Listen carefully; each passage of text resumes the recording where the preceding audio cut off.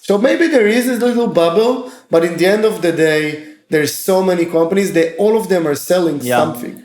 So I think the bubble that's going to explode is actually of the people who's not aware and not dealing with the cyber attack in the companies. Welcome to 20-Minute Leaders. Just sit back, relax, and learn from the leaders of today. It's a journey. Each one is different, unique, inspiring. Let's get started. This episode is powered by J Ventures, a community-driven VC fund in Silicon Valley, in partnership with Leumi Tech, sponsored by Homeward Ventures, Hippo Insurance, Upwest Labs, Synergy Global, Hillel at Stanford, Leap, Birthright Excel, Serona Partners, and in media partnership with C-Tech. Welcome to 20-Minute Leaders. Let's talk about cybersecurity with Omri Segev Moyal, the CEO of Profero. Omri is a highly successful entrepreneur, nationally recognized speaker, and as of recently, a Forbes 30 Under 30 achiever. He is also the co-founder of Profero. Omri's passion for empowering others through public speaking stems from the many years of experience building successful companies of his own. He is dedicated to sharing his knowledge and proven skills with others in hopes that he can provide them with simple solutions that can solve complex problems and help to remove any barriers that stand in their way. His intense focus and drive for success has positioned him to be one of the top thought leaders in the entrepreneurial and startup space. Omri Segev Moyal, welcome to 20-Minute Leaders. Thank you so much for joining me today. Thank you, Michael. I'm really happy and honored to be here. I'm so excited because you're taking something that I spent quite a few years in, cybersecurity, and you're literally facing this world in what I think is probably the most interesting part of the cybersecurity space, which is the actual incident response. We work tirelessly on this cat and mouse game, but at the end of the day, shit hits the fan, something happens, and then the question is, okay, what do we do now, right? And we don't talk about that enough, we don't hear about that enough. And so in these 20 minutes, Omri, I want to first understand, you and your perspective in the cyberspace, why you went into incident response, and then try to figure out how do companies actually react in these situations, and how do you, with your company, help them get through it. So Omri, thank you for coming. Share with me a little bit about yourself and why cyber. Cool. So why cyber? It's actually going before it was called cyber. I think it was called maybe information security. I started quite early, around 12. My grandfather which was a retirement from the IDF, retired from the IDF. He, at the age of 60-ish plus, decided he was really good at math, and he decided that computers are the next big thing, and I'm going to teach all my grandsons, granddaughters, everything I can about computers. So he self-taught himself. He learned how to program things like Pascal and C, etc. And he bought every granddaughter or grandson, he bought a computer. So it's actually divided. Half of us are technophobical, hate computers, don't want to touch an iPhone or an Android, and the other half just super in love with anything related to tech. So it's like either you push them too hard and they didn't want it and they hate it, or it's something we all do. And I was pretty much into it pretty young age. I am dyslexic, so it actually really helped me when I was young, really, really helped. I spent most of my childhood either outside making problems or on the computer. I almost barely went to school. I'm a dropout. I don't even have a bagrut. I'm not sure. High school diploma. Yeah, it's like you didn't finish 12th grade, right? You didn't take the exactly. SATs. Insane. Nothing. So I didn't do all of that, but I either self-taught myself a lot of other stuff, and or just went outside, did a lot of pranks and like nothing illegal, but just a kid having a lot of free time, not going to school. So Omri, how was your family at that point? You're obviously, you're such a curious person, and in a second you're going to be sharing with me the way that you're helping, work through the most complicated scenarios in the world. And yet you're not finishing high school and you're doing pranks. There's quite a big dissonance here. When I was young, some people said it's a lost cause and I don't know what we're going to do with him. But my parents were pretty much, listen, it's probably because it's dyslexic. It doesn't feel comfortable at school. let's not push him. Let's make sure it just doesn't go anything illegal. It doesn't do Yeah. anything bad, and let the kid live. Now, whether they were right or wrong, I don't know. It's almost like flipping a coin. I think what they did, and I fell on the right side. That's I the give way them I more think. credit than that. Yeah. But that's the way I still feel about it today. Wow. I don't know if I will raise my children the same, but it does have, at least looking like backward in time, it does feel a bit like that. I could have done a lot of other things and ended up in a whole different place. But, it worked, so it's hard to judge, you know what I mean? A hundred Um, percent, yeah. 100%. So, Uh, Omri, I want to jump to understanding a little bit better. Within cyber, so you get into it, great, but incident response. How do you get into that realm? Because you've done quite a few things in the cyberspace. Yeah, cool. So one of my first rodeo in actual cybersecurity was my own company called Snackbite, and we basically did some kind of what it's called today threat intelligence, bot hunting, which is basically trying to be proactive monitoring hackers. It wasn't called exactly like that in the day, but this is what it was. And at certain point, it was all on me. I had around 5 employees, and I felt that it's too much for me at that point of time. I was around 23, 24, and I said, listen, it's too much. So I joined a bigger company called Clear Sky. And Clear Sky it was a service company, and it had a lot of customers. And right from the start, the thing I found myself, and I always did, I did it in the army, and I did it, when I was younger. I'm really good under stress and when everybody's crying and running out and there's a lot of pressure. This is where I work the best. It's just, I don't know why and how I got to be like that. But if it's boring or being static, this is actually where I'm not good at. When there's a lot of adrenaline, a lot of pressure, I thrive. So it was really easy for me to be pushed forward instant response. That's how I got into it. And I realize I might be okay in that field. Like I'm actually enjoying the stress. I'm enjoying the atmosphere. Following that, I founded a company called Minerva Labs, which is kind of like, if I'm not pushing it too technical, some kind of a next gen malware prevention system. I was the head of research there, but also in Minerva, I also been really drawn to the incidents, the big incidents that we have in the largest customers. For example, one of them was the very notorious case of City of Atlanta. I think it was in 2017, if I'm not mistaken, I don't know, since COVID, everything has become, it's hard to go back in time and what year was it? But I think it was 2017 or 18, 17. And I was really drawn into that. So I knew right from the start the next thing I'm going to do, and when I'm do something, is going to be an instant response. And when I left Minerva, I was just really into it, and there's a lot of work in our field. It's just instant response for people who's not aware what it is.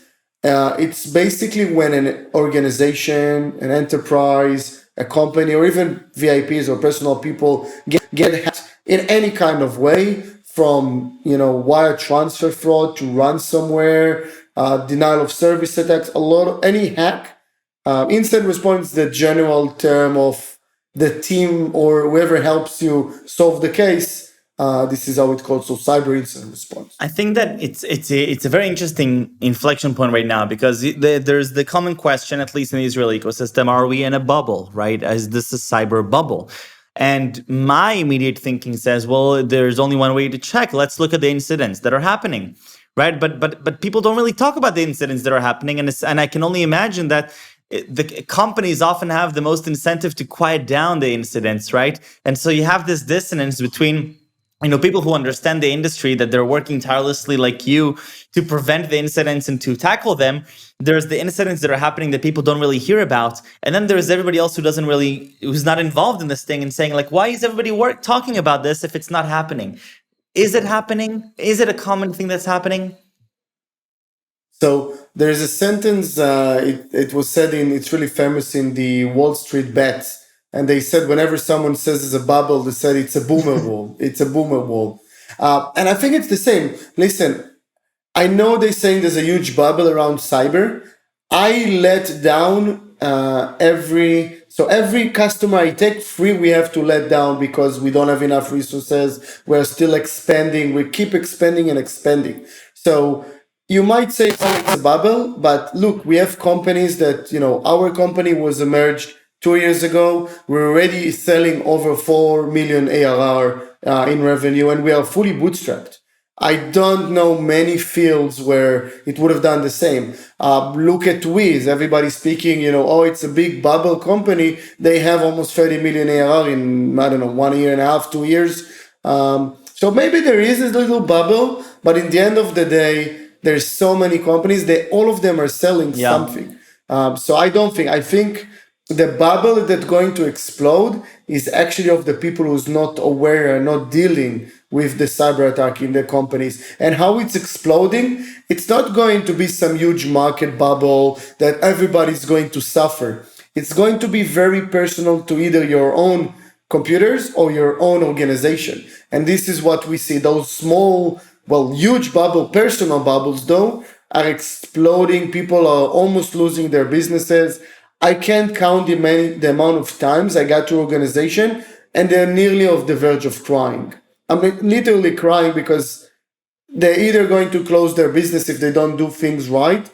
For example, we have a factory that we assisted pro bono. We got a call from them. They said, listen, we're already in so much debt. We have no money to pay you. If I don't get recovered in 48 hours, I'm just shutting down my whole life business. And we were like, okay, listen, we'll help. And we managed. It was hard.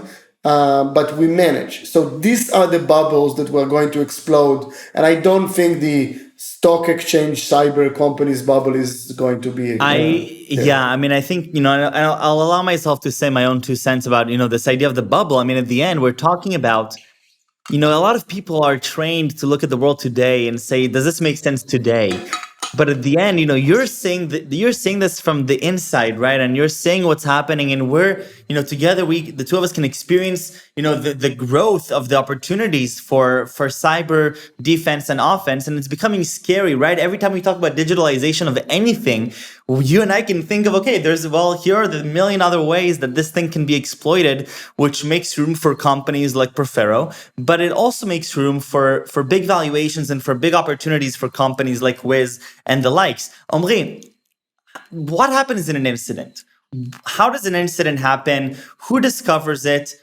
It's a big question, but walk me through sort of this journey that you're on. Let me tell you a story. I can't name, the companies, etc., but let's look back a certain point of time. It's somewhere between around April 2020. The whole world is under lockdown of a strange COVID virus, COVID-19. Nobody really know what it is. And you are the administrator of a company in Hong Kong.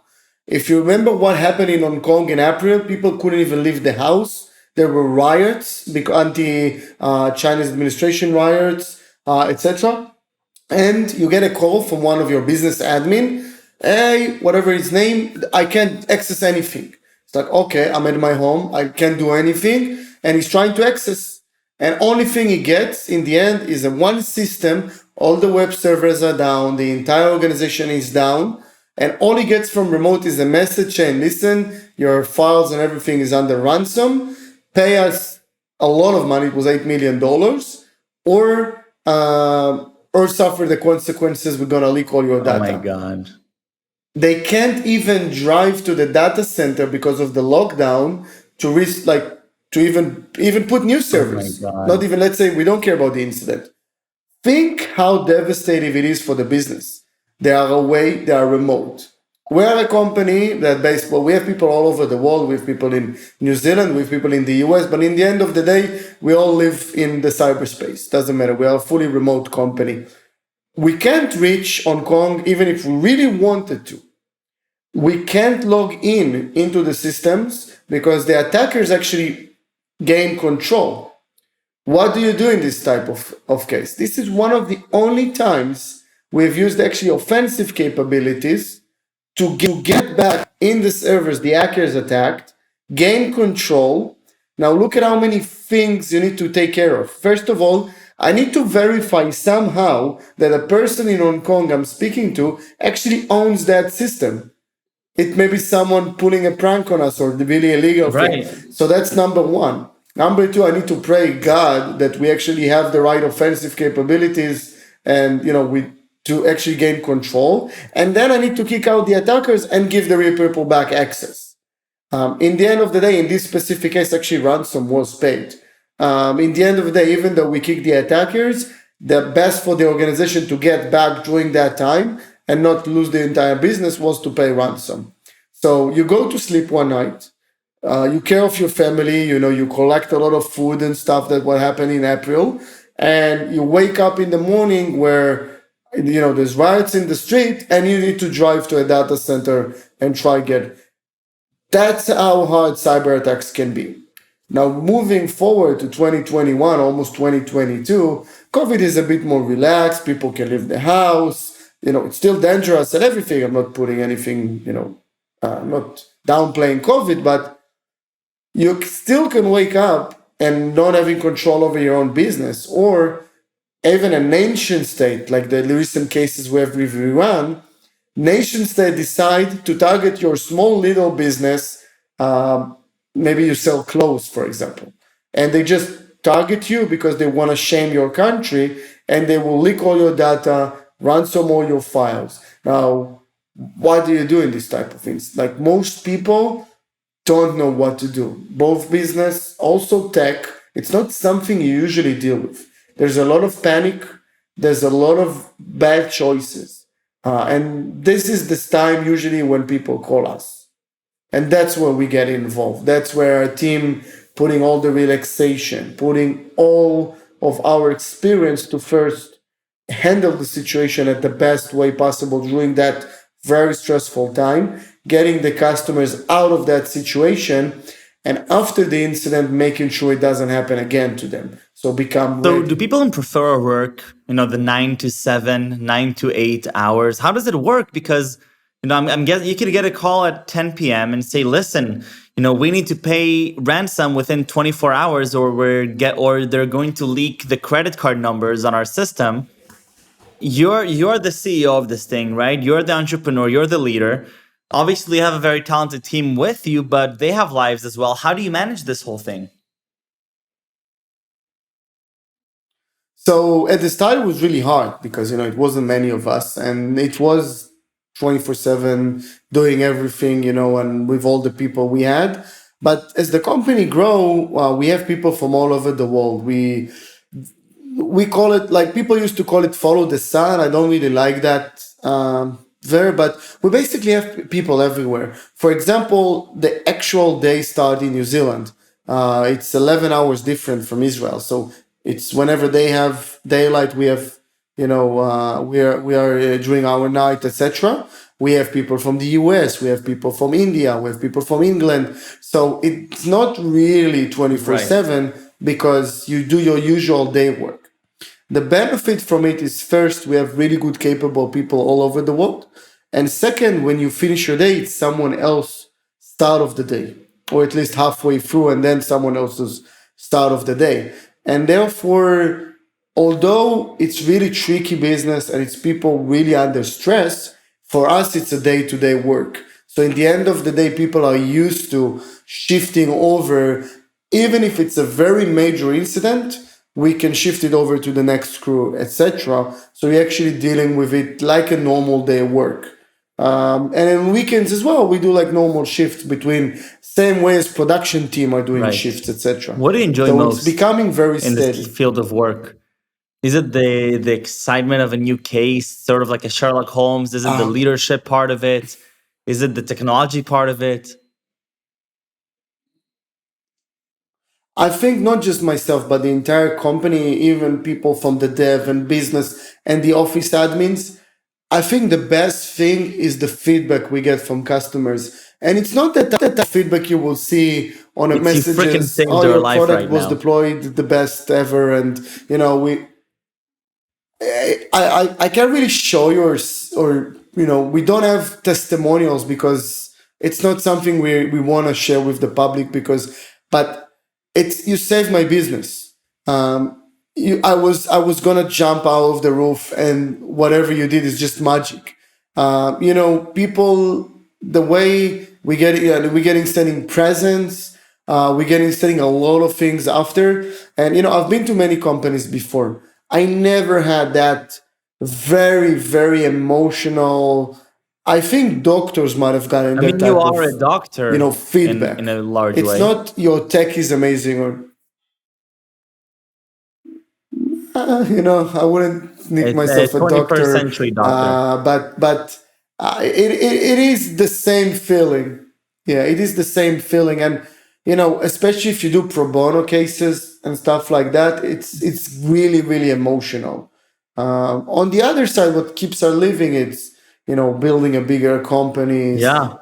leaving the tech side and being a CEO. It's one of I mean, the Omri, I can most challenging imagine, things for me a on big almost difference a here daily is that most basis. companies, they create products that are sold when other companies do well, right? Most SaaS products, most things that you get, that most tech companies that are built for, so that the successful companies pay, to become more successful. Here, you're saying we're building a product that, we that when the company is most distressed, when they need us most, that's when we're there. We're at the lowest point, and I think that's awesome. I think that's a really, really awesome place to be at. And as a future entrepreneur and as a thinker, I get inspired by this type of company and by your work and the stories, and I'm sure we can talk about this for hours, but I want to thank you for being here and for sharing this time with me, and I can't wait to share this with my friends, with my family. This is such an exciting journey that you're on, so thank you, Omri. Thank you very much.